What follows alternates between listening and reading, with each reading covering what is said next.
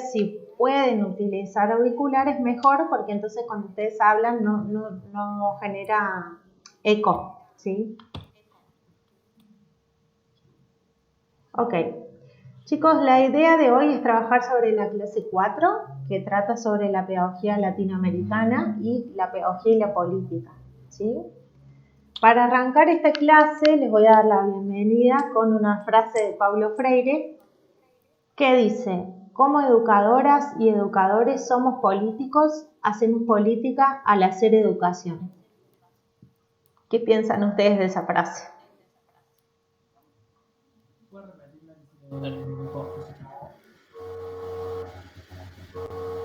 Uy, si la puedo repetir. Sí, por favor. Como educadoras y educadores somos políticos, hacemos política al hacer educación.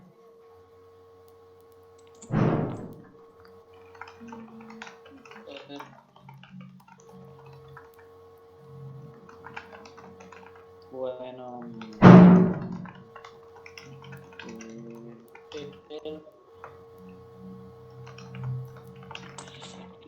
ahí les escribí la frase en el chat para que les quede.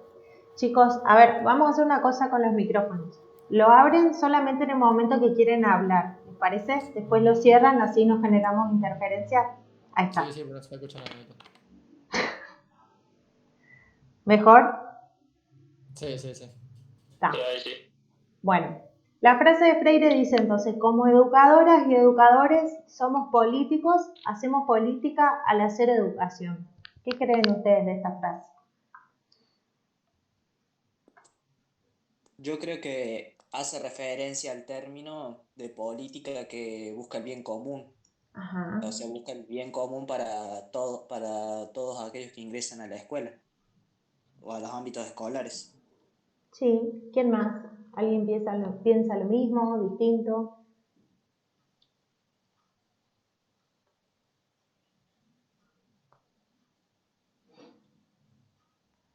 Muchas veces solemos pensar a la política como algo relacionado a lo partidario, ¿sí? A los partidos políticos. Y en realidad los partidos políticos son un pequeño sector que considera que hace política, ¿sí? Pero realmente política hacemos todos, ¿sí? Porque todos tenemos intencionalidades de base que están planteadas en nuestra misma forma de vivir, ¿sí?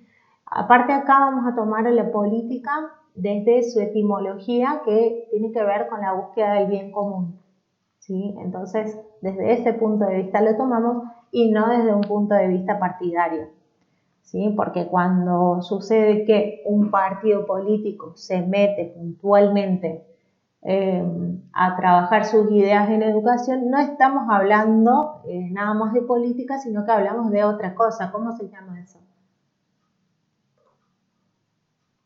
¿Saben o no? ¿Política partidaria cuando se meten? Claro, es proselitismo, eso así se llama. ¿Sí? Claro, uno no sabe tanto esa palabra, sino que adherís a un partido, a otro, y ahí que... Claro, pero bueno, a lo que voy, cuando estamos hablando del campo educativo, siempre indefectiblemente está ligado, ¿sí?, a la política. Les voy a invitar a abrir, ¿sí?, la clase 4 y a que vayamos leyendo y vayamos comprendiendo juntos. ¿Les parece? Sí. Bien. ¿Sí? El primer título que dice la pedagogía y la política, porque el anterior era de la bienvenida, si ese no lo vamos a leer.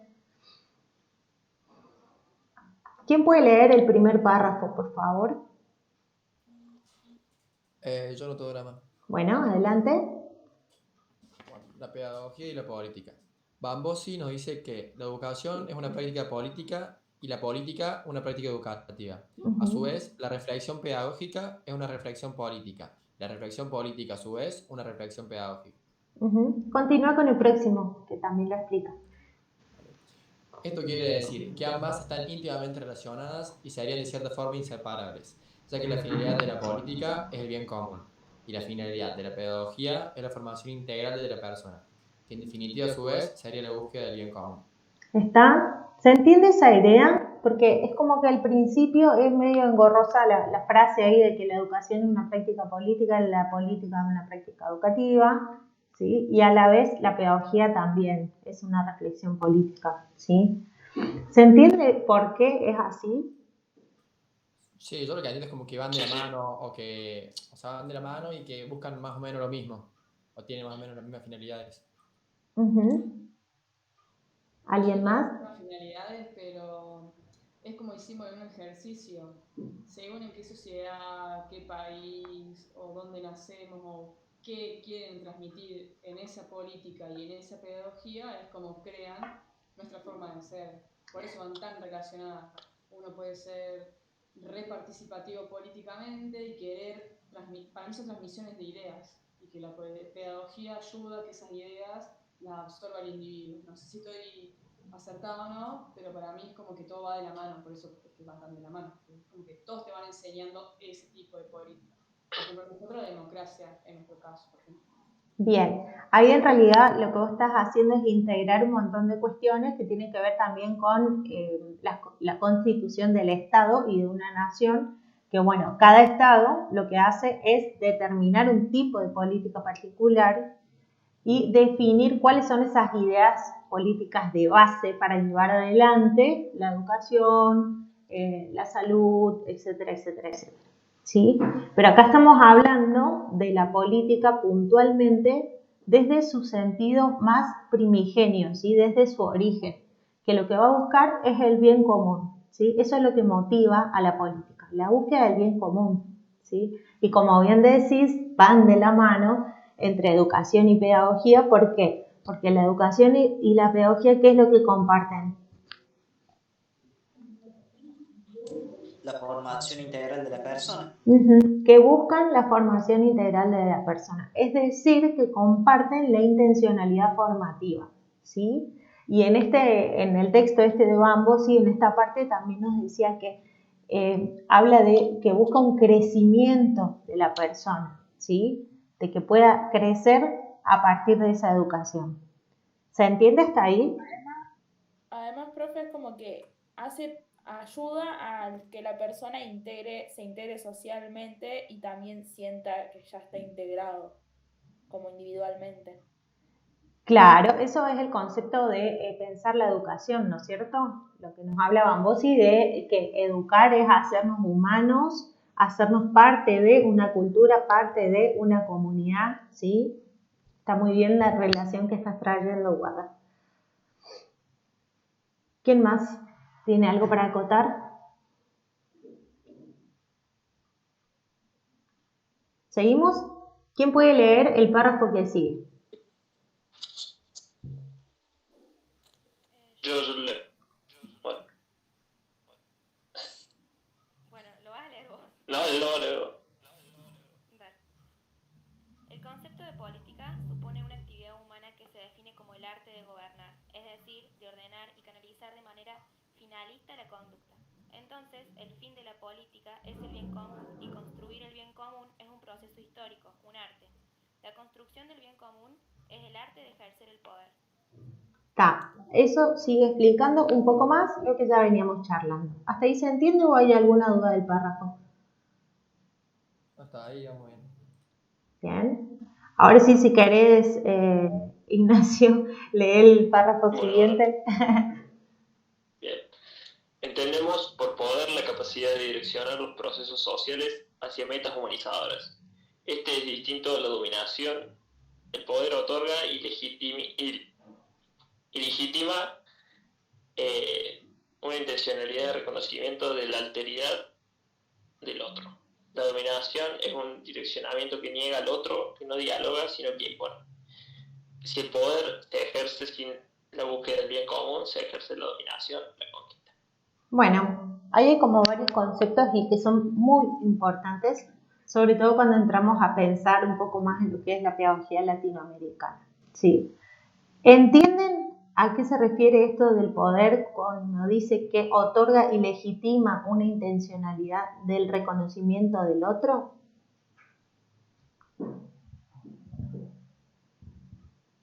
Que reconoce al otro y no lo hace de lado. O sea, trabaja para el bien para el bien de todos y no para uno mismo. Bien. ¿Qué más?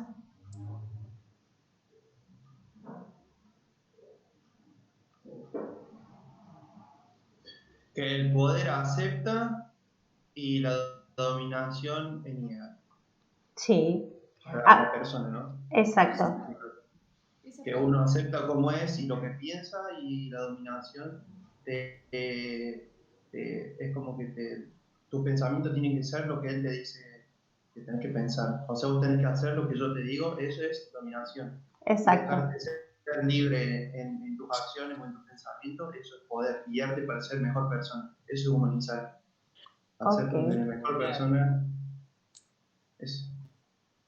Bien, gracias Pablo. ¿Quién está queriendo hablar? Yo había interpretado que el tema del reconocimiento de la alteridad, o sea, que también reconoce a las personas distintas. Yo no sé si es que obliga a pensar solamente de una sola manera, sino que este poder, esta política original, acepta a todos por igual y les da el camino para después elegir. No sé si es que os estoy interpretando mal. No, sí, tiene que ver con eso, tiene que ver con aceptar. A ver, cuando yo pienso en que hay un otro, estoy aceptando en la posibilidad de que ese otro puede ser igual a mí o no, puede ser distinto, ¿sí? Es como decir que es democracia. El poder es democracia y la dominación, bueno, lo dice, ¿no? Por así decirlo, no, medio.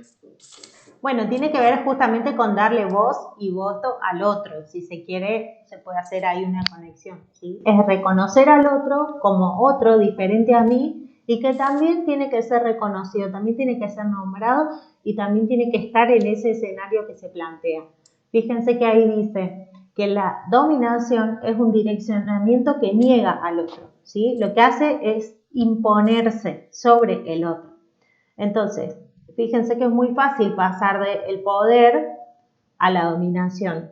Es muy fácil porque lo que hago simplemente es negar al otro y hago lo que yo quiero y me impongo, entonces domino y conquisto, ¿sí? ¿Qué es lo que nos pasó a nosotros como pueblo latinoamericano?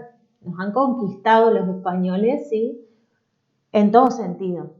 Han impuesto su cultura, han impuesto su lenguaje, han impuesto todo por sobre el pueblo latinoamericano, ¿sí?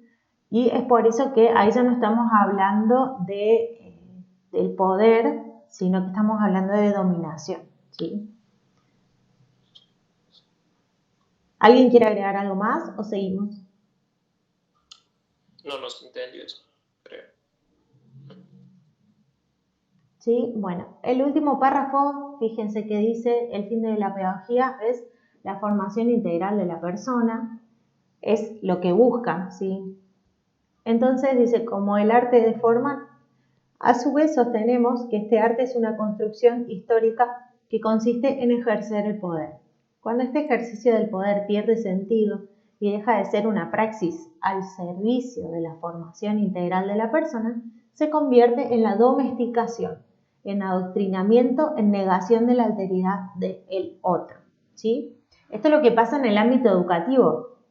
Cuando yo niego al otro, niego sus necesidades, simplemente lo que hago es darle un mensaje que tiene que repetir como un lorito, ¿sí? Y tiene que convencerse de eso. Yo no estoy educando, no estoy haciendo que esa persona sea parte de una cultura, sino simplemente lo estoy domesticando, ¿sí? Estoy enseñándole a que haga y diga lo que yo quiero que haga y diga. ¿Se entiende? Sí. Sí, se entiende. ¿Sí? ¿Tienen registro de algún ejemplo de esto en su historia educativa? En mi caso, un montón.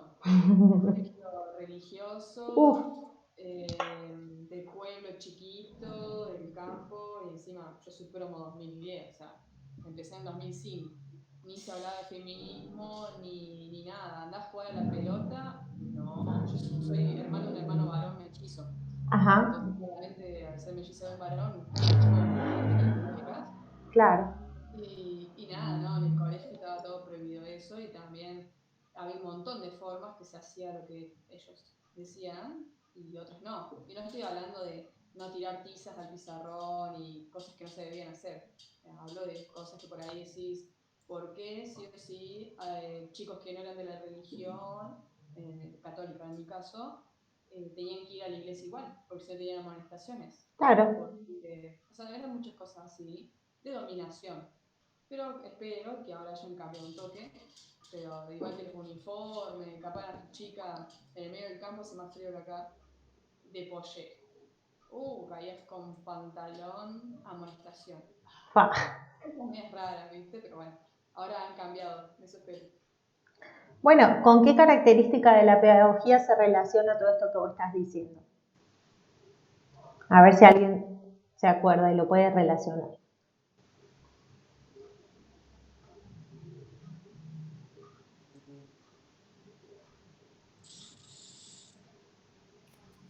Prescriptivo, normativo. Exactamente, prescriptivo normativo, porque la pedagogía establece un deber ser, ¿sí? En ese colegio que menciona la compañera Jimé, lo que sucede es que hay una fuerte creencia, sí, que está basada en una pedagogía que dice que tenemos que acatar determinados valores y que el deber ser de ese alumno es, en el caso de las mujeres, usar pollera, si no pareciera que perdés tu condición de mujer, ¿se entiende?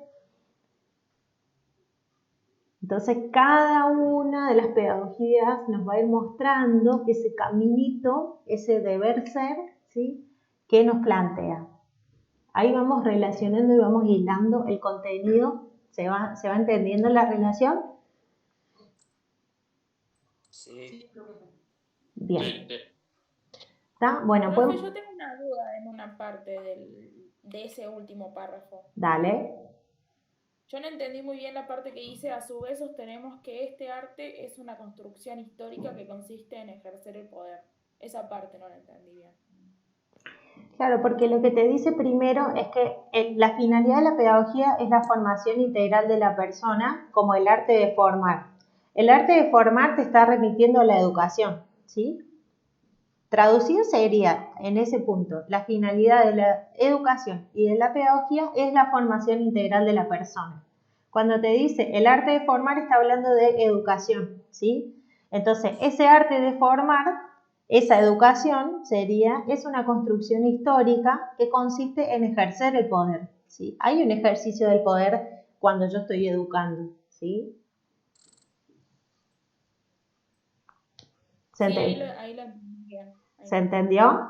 Te está hablando de la educación y de la pedagogía, ¿sí? Como educación entendida como el arte de formar.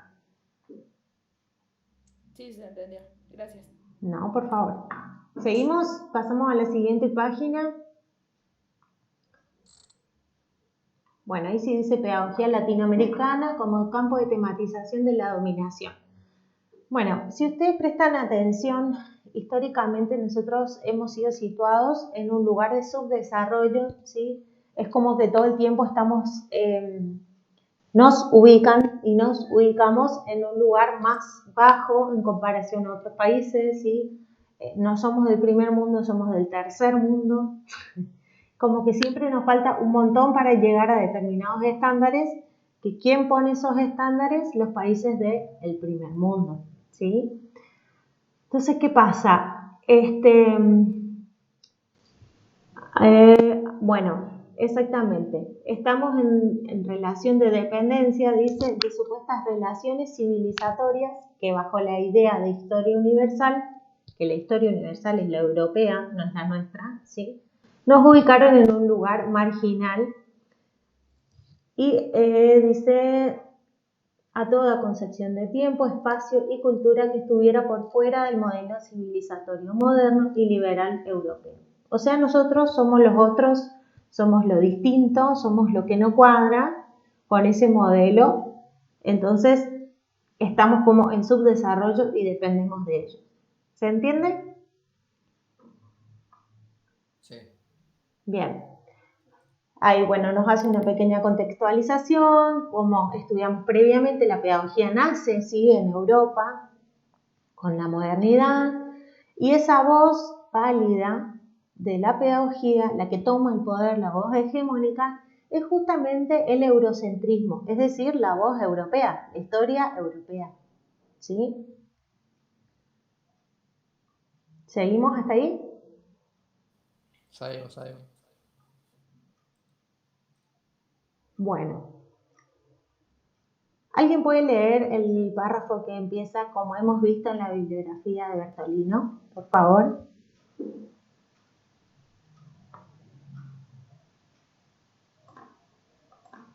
La parte de Bambossi que sostiene dos ideas centrales. No, como hemos visto en la bibliografía de Bertolino, una de las... Yo lo leo. Bueno. Como hemos visto en la biografía de Bertolino, una de las características de la pedagogía es que esta es una construcción social. Esto quiere decir que surge respondiendo a las demandas de un contexto particular situado en tiempos y espacios únicos, dando lugar, por ende, a pedagogías distintas, con distintas voces y características. En este marco, y buscando una diferenciación de la tradición eurocéntrica, es que intentaremos una reflexión pedagógica en el campo de Latinoamérica, en particular con la recuperación del pensamiento de Freire. Bien, ¿se entiende esto de que la pedagogía no es una sola? ¿Se entiende? Sí. Bien, hay demandas, ¿sí?, pedagógicas que tienen que ver con un contexto social e histórico determinado y de allí van surgiendo esta respuesta que va formando una pedagogía diferente, si se quiere, en cada lugar o desde corrientes y miradas distintas, ¿sí?, porque van a ir respondiendo a estas demandas y necesidades particulares de cada contexto.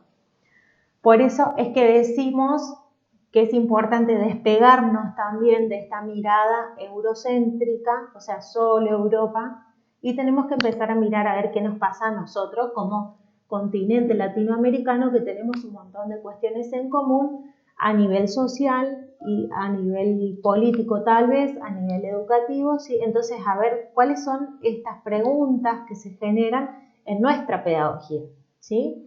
Para eso, lo que vamos a mirar hoy es una visión de la pedagogía latinoamericana que nos trae Paulo Freire.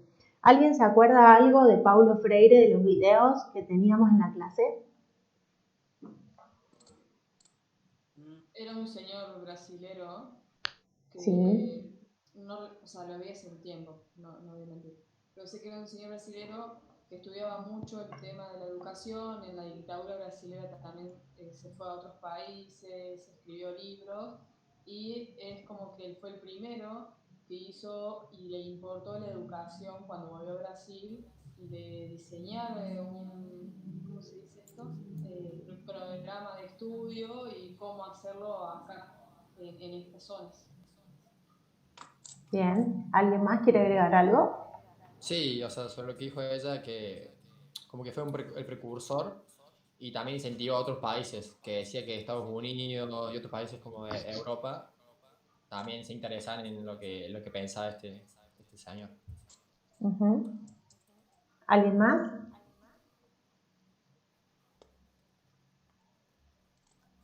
Bueno, para contextualizarlos un poco, está bueno siempre que conozcamos un poco de la vida del autor. Sí, Freire fue muy importante, él lo que creó es la pedagogía liberadora, ¿sí? Tiene varios libros, nosotros particularmente vamos a trabajar después en la unidad 2 con el libro de la pedagogía del oprimido, ¿sí? Ahí vamos a entender un poco y profundizar sobre sus ideas, pero básicamente su preocupación más grande tenía que ver con la cuestión de que, como al abrir esta clase les dije que la educación es política, es hacer política, ¿sí? Esto es una frase de él. Entonces, su preocupación venía de la mano con el hecho de que en Brasil había un altísimo porcentaje de personas analfabetas, ¿sí? ¿Y qué pasaba? Las personas que no sabían leer y escribir no tenían derecho al voto. Entonces, lo que ideó Freire fue un método de alfabetización para adultos y trabajaba con adultos y pobres, ¿sí?, para enseñarles a leer y escribir para que ellos puedan acceder al voto. Imagínense el poder que representa esto, de decir, bueno, soy un ciudadano que tengo el derecho a votar solamente por saber leer y escribir. ¿Sí? Se dan cuenta la magnitud que tiene el simple hecho de la escritura y la lectura. Entonces, bueno, él trabajó muchísimo en todo este contexto, como bien decía la compañera, se tuvo que exiliar en tiempos de dictadura, ¿sí? Después volvió, pues lo vamos a trabajar con más profundidad. Pero la idea es que ustedes sepan de que él fue un gran defensor de la identidad del pueblo latinoamericano.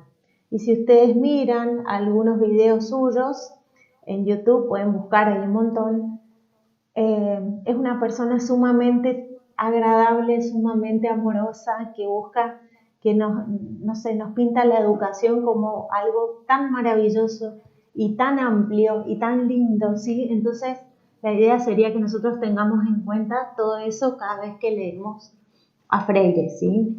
Y bueno, ni hablar la felicidad si vamos adoptando desde ya estas ideas para pensar nuestra práctica educativa, ¿no? Bueno, seguimos con el desarrollo. Dice, Bambossi sostiene dos ideas centrales, ¿sí? Una es que la pedagogía y la educación van abonando un proceso humanizador, ¿sí? ¿Alguien quiere leer ese parrafito?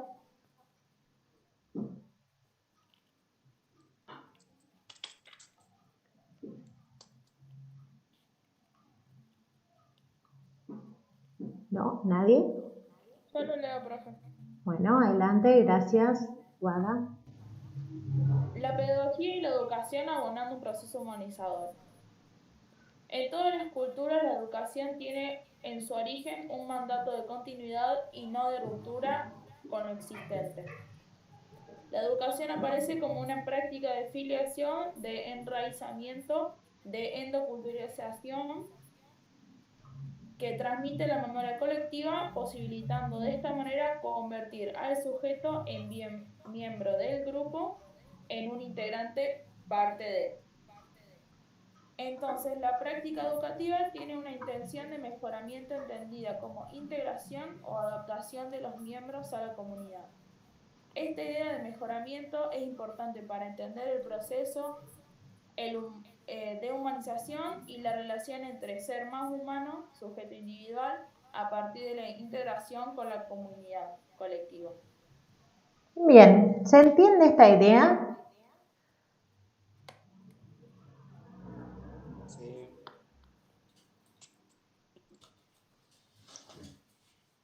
Sí, se entiende. Bien, parece como medio entreverado, pero en realidad lo que nos está diciendo que educar tiene que ver con integrar a un nuevo miembro, ¿sí? A esa comunidad, a esa cultura, hacer que alguien sea parte de, y a la vez, fíjense, dice, este proceso de humanización y la relación entre ser más humano, ese sujeto individual se vuelve más humano, a partir de la integración a esa comunidad, a lo colectivo, ¿sí? Bueno, ¿alguna duda sobre ese párrafo o avanzamos? Seguimos. No, sabemos. Muy bien. Bien. Bueno, necesito un voluntario o voluntaria que lea el siguiente apartado, por favor.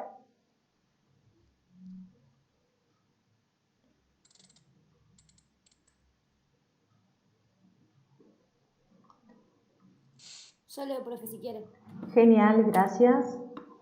Dame un segundito. En la pedagogía empezaba. La pedagogía entonces. ¿Ahí? Sí.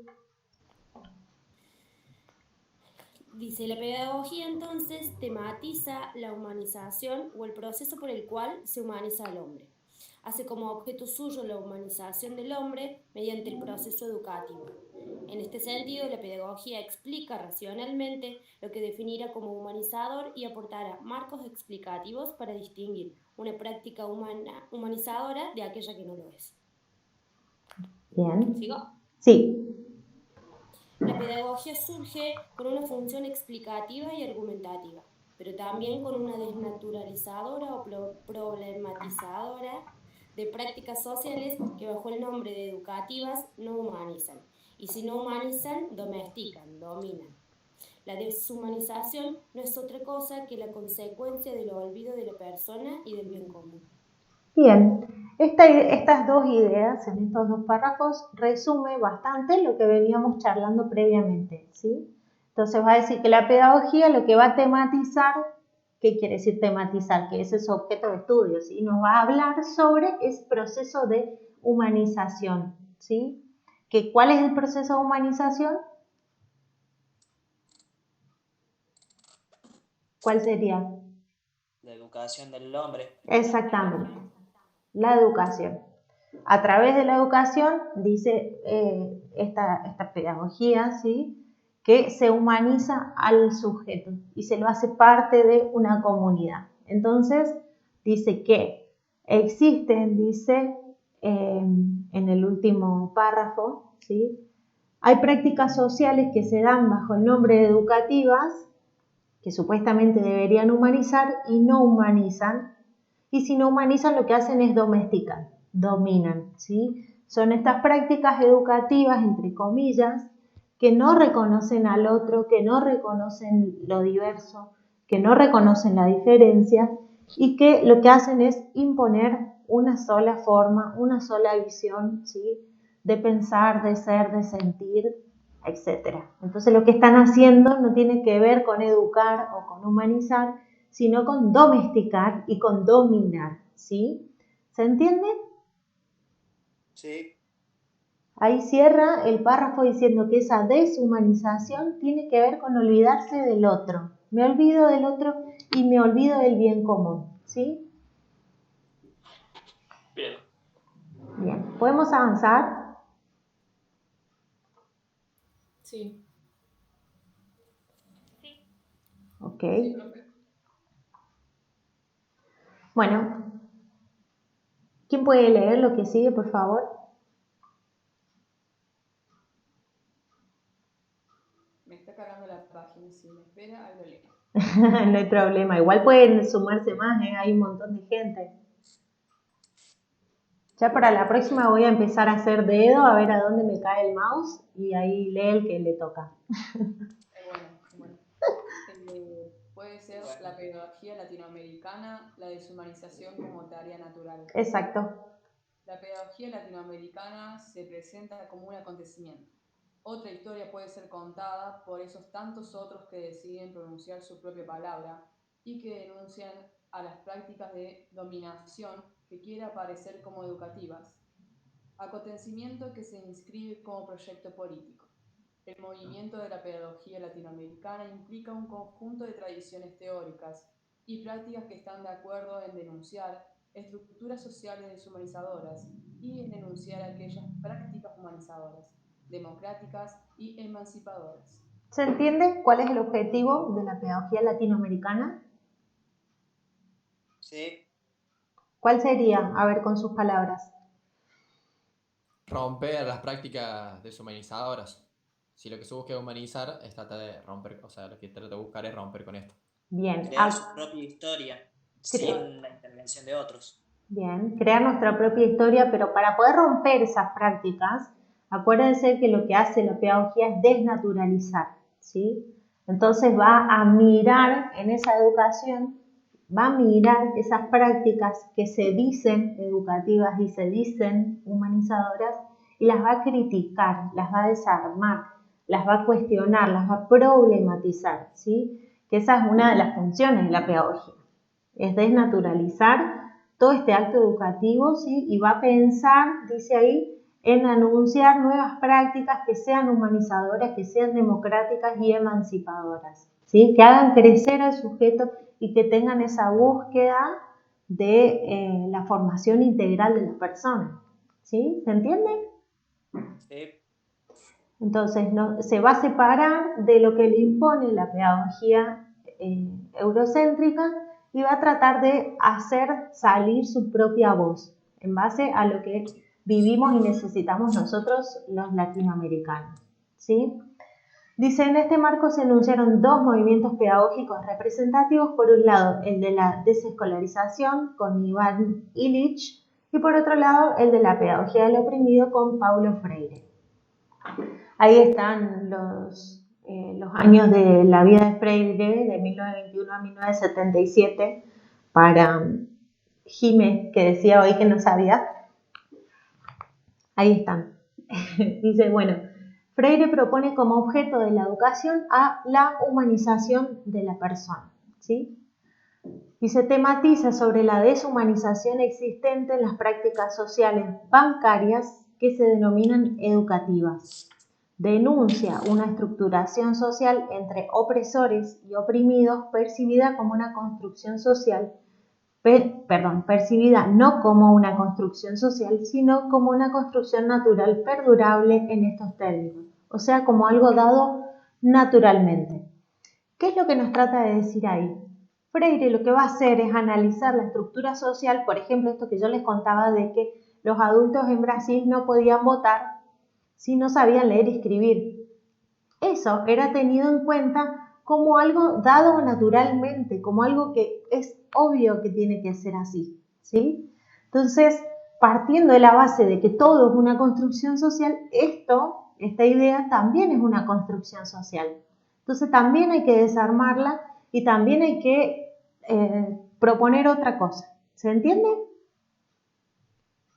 Sí. Esa sería una práctica que deshumaniza, ¿sí? Que niega al otro, que lo deja afuera al otro. ¿Está?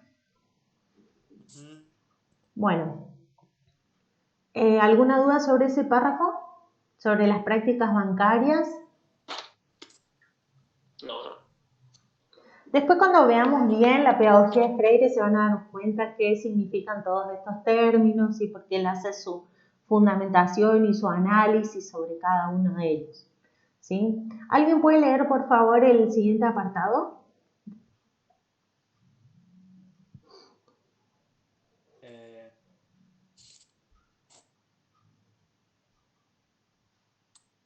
Dale, Tomás, tú puedes. Está bien, ahí va.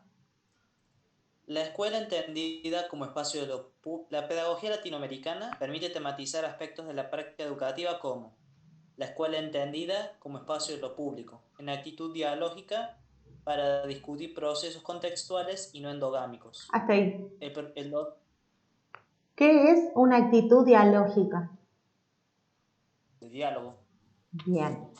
Para discutir, dice, procesos contextuales y no endogámicos. O sea que la escuela es parte del dominio de lo público, dice ahí. La escuela es parte de todos, es parte de la sociedad y tiene que ser usada, ¿sí? Desde esta actitud dialógica, donde hay un diálogo compartido entre quien enseña y quien aprende, si no, no hay una relación de poder asimétrica para Freire, sino que tiene que haber una relación dialógica, ¿sí? De conversación, de construcción conjunta, ¿sí? El segundo punto. Sí.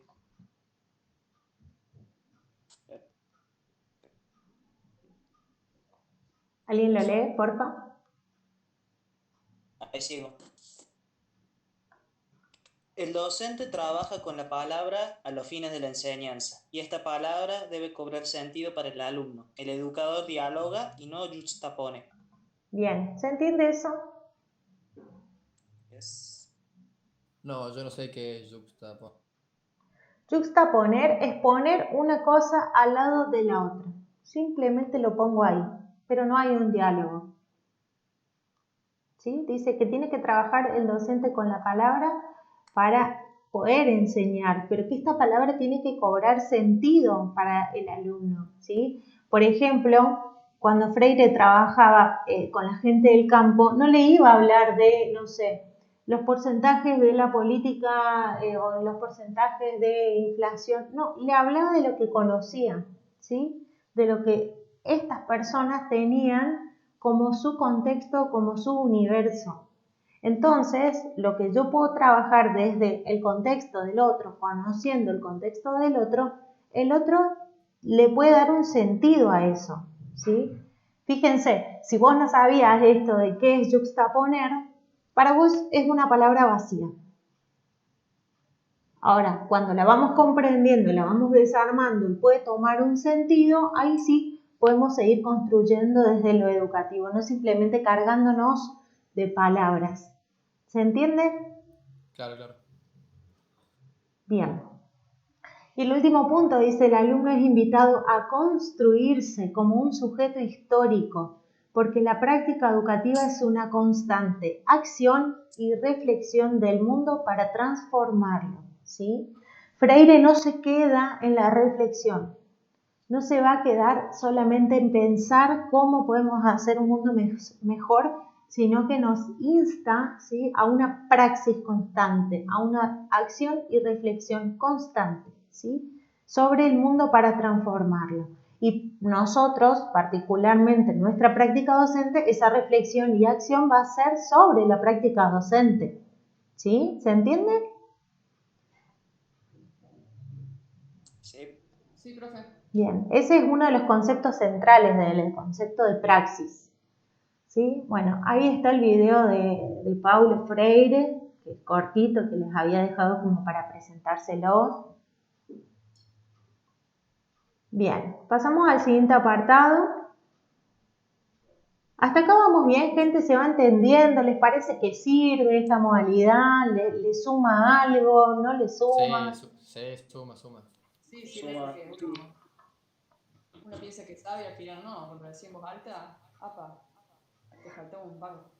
Bueno, no pasa que tenemos que entender el hecho de que el saber no pasa por el repetir, ¿sí? Y sobre todo conmigo se van a dar cuenta de que yo soy una preguntona maníaca y siempre les voy a preguntar ¿y por qué? ¿Y para qué? ¿Y cuál es el sentido? ¿Y si le damos vuelta por aquí y por allá? ¿Sí? Entonces siempre la idea es que busquemos comprender las ideas, no repetirlas de memoria, no hace falta repetirlas de memoria.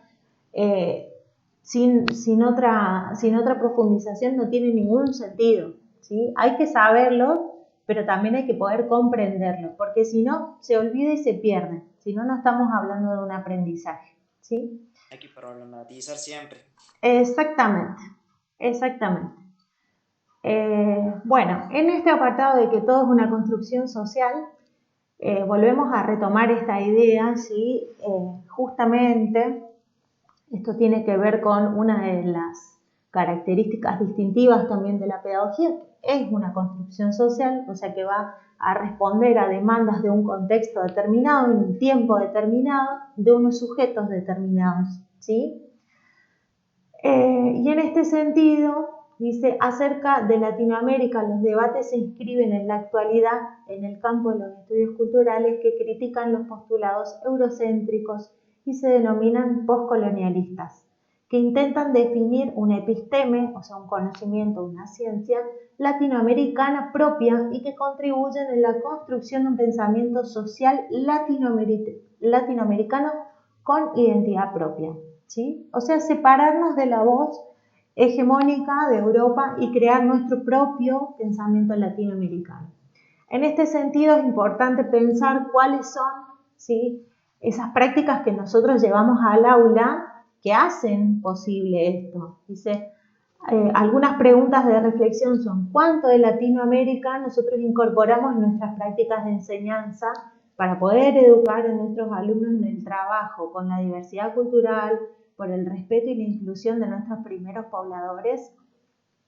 Los efectos de la conquista, la dominación, la explotación, ¿están presentes en nuestras propuestas?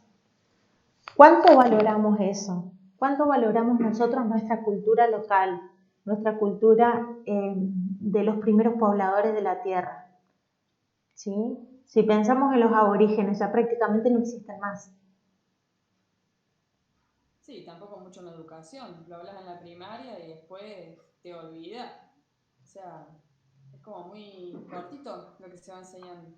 O no hay un profe vengo y da un ejemplo. ¿Se acuerdan los mexicanos de los Teclichán? Nada, o sea, uno siempre mira al primer mundo, que bueno, hoy vemos que no es tan primer mundo, es tan mundano como nosotros. Pero bueno, lleva mucha reflexión, mucho trabajo. Exactamente, lleva todo un proceso reflexivo que la idea es que nosotros lo visualicemos a eso, ¿sí? Si nosotros pasamos por encima y nos reímos de cuestiones de nuestra cultura local y priorizamos otras cuestiones que son de otras culturas, estamos anulando lo nuestro, ¿sí? No estamos generando prácticas humanizadoras. Si yo me río porque acá en Córdoba se habla cantado y me río porque Santiago del Estero se habla con la lengua más estirada y en Misiones que hablamos como más como paraguayos, ¿sí? Si yo me estoy riendo de eso y lo estoy anulando y estoy diciendo que esta gente no sabe hablar, por ejemplo, que lo he escuchado muchísimo, estoy hablando desde una posición totalmente eurocéntrica, ¿sí? Porque ¿quién dice que no sabe hablar? Y la Real Academia, ¿qué? ¿De dónde es? La Real Academia Española. Claro, exactamente. Exactamente. Sí, como en Entre Ríos se desmayan todos. Yo llegué a Córdoba y no entendía que era chomazo. Chico, tuve un diccionario. Ni hablar. Ni hablar de los regionalismos, ni hablar. Son muchísimos, ¿sí? Y nosotros estamos atravesados por el lenguaje. Por eso es importante que esa práctica, como decíamos recién, que esa palabra tenga sentido para nosotros, que no sean un montón de palabras vacías, sino que estén relacionadas con el mundo en que vivimos, ¿sí? Bueno, ahí nos dice justamente acerca del conocimiento educativo, dice el conocimiento escolar representa para el sujeto una posibilidad de apropiación de una selección de conocimiento acumulado por la humanidad, así como específicas visiones del mundo. Estas, al ser presentadas en la escuela, en general como visiones absolutas y cerradas en sí mismas, son condiciones de posibilidad de alienación del sujeto en el conocimiento, ya que el sujeto debe incluirse dentro de esta verdad absoluta desde una posición de posesión del conocimiento y no de interrogación del mismo. Bueno, este párrafo básicamente nos está hablando de dominación, porque ahí nos va a decir que la escuela lo que hace es traernos una visión del mundo, ¿sí? ¿Por qué? Porque hay una pedagogía de fondo que respalda un deber ser, una visión del mundo que es válida, ¿sí? Recuerdan que ahí también lo podemos relacionar con el papel que tiene el Estado en definir el conocimiento que llega a la escuela, ¿sí? Porque hay una selección específica, puntual, que se dice se tiene que enseñar esto y punto, ¿sí? Y esto se enseña en la escuela como una visión absoluta, ¿sí? Como una verdad absoluta, como si no se pudiese cuestionar. Entonces lo que sucede ahí, dice, aparecen las condiciones de posibilidad de alienación del sujeto. Esto de alienar tiene que ver con anular al otro, con sacarlo. No es parte, ¿sí? ¿Por qué? Porque ese conocimiento simplemente lo tiene que tener, entre comillas, en un sentido de posesión, ¿sí? Lo tiene y lo repite, nada más. No se presenta el conocimiento desde el lugar de la interrogación, de la problematización y de la construcción, ¿sí? ¿Se entiende? Sí. Bien. Y el último párrafo nos dice que ese conocimiento escolar es transmitido, construido y reconstruido por los sujetos en las prácticas escolares, ¿sí? Nosotros sabemos que no enseñamos ciencia pura en la escuela, ¿o sí? No, lo que se enseña es como una traducción más simple, digamos, de algunos contenidos que vienen de la producción científica, ¿sí? Entonces, hay un proceso ahí, ya lo van a ir viendo a lo largo de la carrera, ¿sí? Hay un proceso que tiene que ver con esa definición del currículum que se va construyendo, ¿sí? Y que llega hasta las aulas. Cuando eso llega a las aulas se vuelve a reconstruir, ¿sí? ¿Por qué? Porque nosotros nos basamos en el sentido que tienen esas palabras para nosotros para hacer una reconstrucción, ¿sí? Ese contenido nuevo yo lo traigo y lo sumo a lo anterior que yo tenía y esa posibilidad de comprender el mundo con las herramientas que tengo yo, ¿sí? Por eso es que muchas veces entendemos cosas distintas cuando nos dicen lo mismo. ¿O no les pasa? ¿Se entiende? Bueno, lo mismo con este ejemplo que traían acá de las formas de hablar y el regionalismo. son cosas que estamos hablando en otro idioma, directamente estamos hablando en otro idioma. Y si no le damos sentido, ¿sí?, para que eso pueda ser reconstruido, nos quedamos afuera. ¿Sí? ¿Se entiende?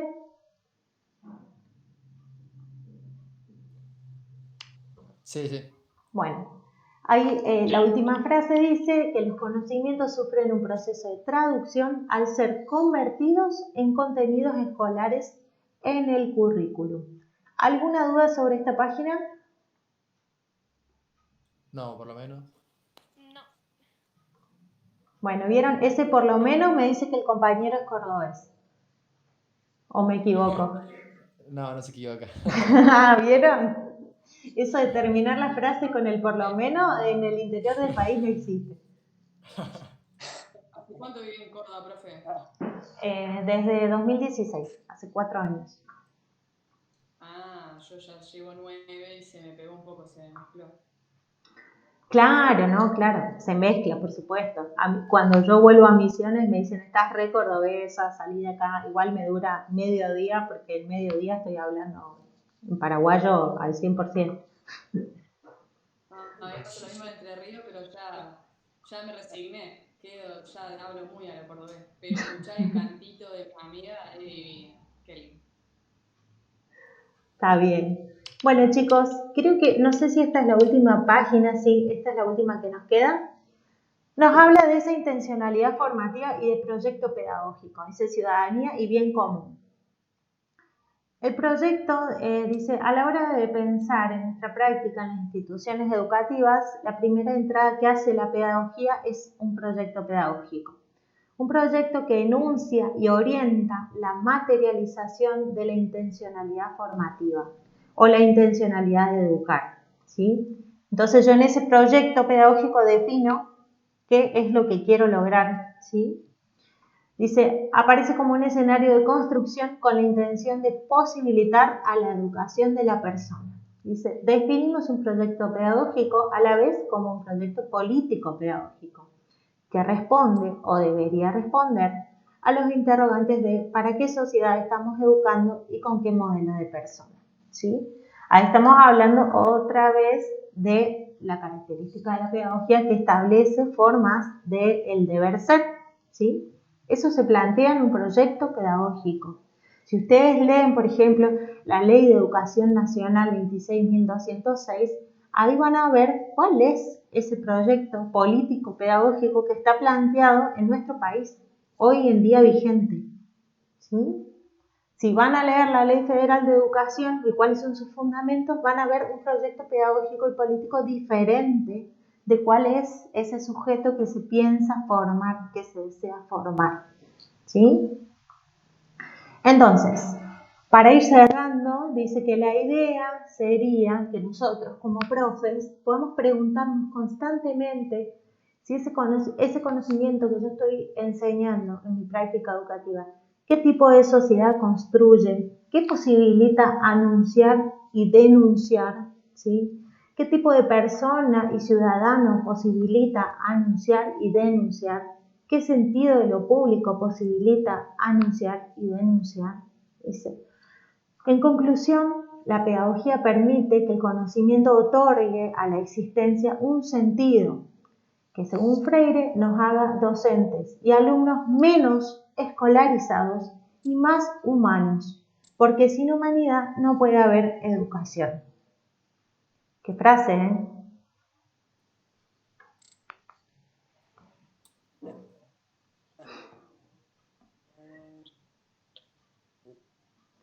¡Qué frase! Chicos, hasta ahí. ¿Alguna pregunta? Yo tenía una duda, profe. ¿No? Yo tenía una duda. Dime. Lo que no alcancé a escuchar porque tuve problemas. Es acerca cuando hablamos del conocimiento escolar, cuando es transmitido, construido y reconstruido. Sí. No entendí muy bien ese último párrafo. Bien, lo que sucede es que ese conocimiento, vieron que la producción del conocimiento se da en el campo de lo científico, ¿sí? Sí. Entonces, lo que sucede es que ese conocimiento no se transmite tal cual está en el campo científico, porque si no, en verdad no entenderíamos absolutamente nada de lo que estamos hablando porque no estamos todos en el mismo nivel de producción científica, ¿sí?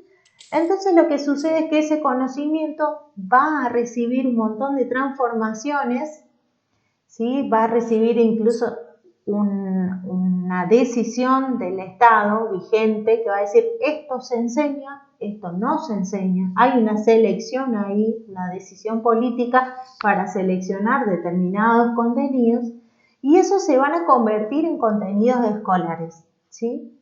Hay ahí un proceso de transformación de ese contenido que se tiene que dar para que llegue al aula. Y a la vez, en el momento de que el docente o la docente tome ese mismo conocimiento y lo explique, va a haber otra transformación porque lo va a relacionar con lo que ya trae, con lo que ya sabe previamente, ¿sí? Y con las herramientas que tiene ese profe, esa profe para explicarlo. Y a su vez, los estudiantes cuando lo incorporen, si lo incorporan, ¿sí? Tienen que comprenderlo a través de esas herramientas previas que tienen para poder darle un sentido, un significado. Claro. ¿Se entendió? Sí, perfecto. Bueno, ¿alguna duda más, chicos? A ver, me fijo acá el chat, si hay alguna pregunta. No, nada nuevo. ¿Alguna duda más? No, por lo menos. Por lo menos no. Chicos, ¿qué les pareció esta clase? No, quedó bastante claro Buenísimo. todo. Bueno. Sí. Estuvo buena así desarrollarlo a medida que vamos viendo. Claro, es como lo más cercano que hay a algo presencial. Mientras tenemos un tema que la profe o el profe explique, es lo mejor que puede. Claro, pero fíjense que ahí, hoy lo hicimos diferente al martes y para mí esta manera de trabajar es más efectiva, si se quiere. No sé cómo lo ven ustedes. Sí, más llevadera también. Bien, claro, porque no hay una sola exposición. Dime. Yo que soy de la comisión KT, que no tenemos profe todavía, nada, lo veo re bien porque por las cosas que van mandando y lo vamos viendo en esta clase se entiende un montón, más que solo leerlo con las cosas que mandan. Bárbaro, bárbaro. Porque para mí es importantísimo que ustedes me den ese feedback, chicos, porque es un contexto, como les decía la otra vez, en el que estamos aprendiendo muchísimo y de que a lo mejor un simple comentario que ustedes hacen marca la diferencia, podemos darle una vuelta de rosca y mejorar muchísimo más y hacer que las clases les sirvan a ustedes, porque esa es la idea. Yo ya esto lo tengo recontra trabajado y ya lo sé, no pasa por mí, ¿sí? Por eso es que no me gusta mucho la cuestión de la clase expositiva solamente, sino que haya un diálogo con ustedes y que podamos construir juntos a ver cuáles son esas herramientas que tienen ustedes para pensar este contenido y que lo vayamos ampliando y pensando juntos, ¿sí? Esa es la idea.